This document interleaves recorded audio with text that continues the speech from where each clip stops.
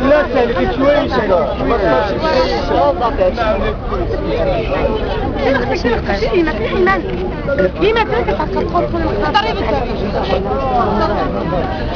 نادت المحكمة وبعثنا رزقة وخلتنا في الشارع كندورو. ونهار ثلاثة جا القوى العمومية والتدخل السريع وجمعوا لينا الدار بلا ما يهضروا معنا. بداو كيطلقوا الرصاص وكيطلقوا ديك القنابل المسيلة للدموع. حنايا خافنا بزاف دخلنا للبيت وشادين علينا الباب. دخلوا علينا للدار وديك الساعة بداو اختي مريم عطاوها 3 دروج في الدروج وانا ضربوني بدبوزة راسي.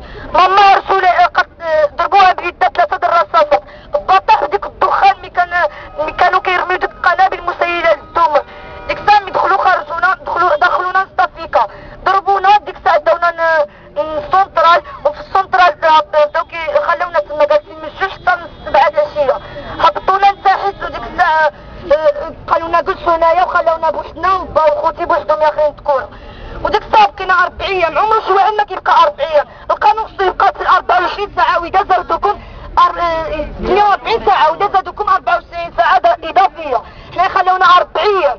حنايا تما ديك الساعة هادشي ماين من طرف ديك المرأة هي كتدفع لهم فلوس من المخزن وكيعملوا هادشي كامل. خايا خو شبروه ودابا في الحبس. نهار اللي شبرونا حنايا لحسن ما كيقول واحد الولد تما كيعرفنا قالك نهار اللي شبرونا حنايا عطاوه سلخه على والو.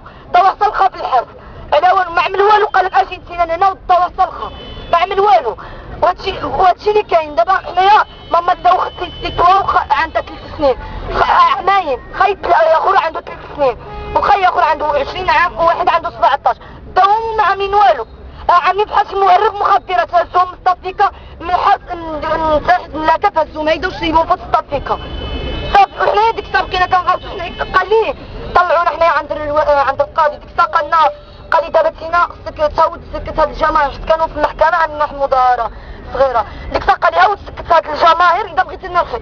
وانا قلت له صافي غير باش يرخيني. من خانا انا وواحد جوج العوم الجيران واختي عاودنا نتاحت. وديك الساعة هو كيطلع الطاقة حيت في الزنقة كيطلع وانا زدت معاهم. كيقول لي ياك مشي جيب الشهادة من المدرسة ديالي لأنك كتقرا في المدرسة ولا تسينا نمشي تمشي معايا يمك. لا ما كيخليكش تهضر. اللي كتهضر كيقول لك فينا كنقولوا فينا نمشيو دابا انا واختي بنيته و4 بكيور 3 بكيور. شنو نعملوا نخرجوا للزنقة نتشنكروا؟ كيقول لك انا ما عندي ما نعمل لكم.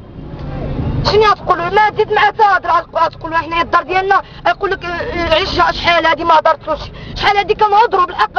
الفلوس اللي دافعه هي ما كيخليوناش حنايا الكلمه ديالنا باش نهضروا.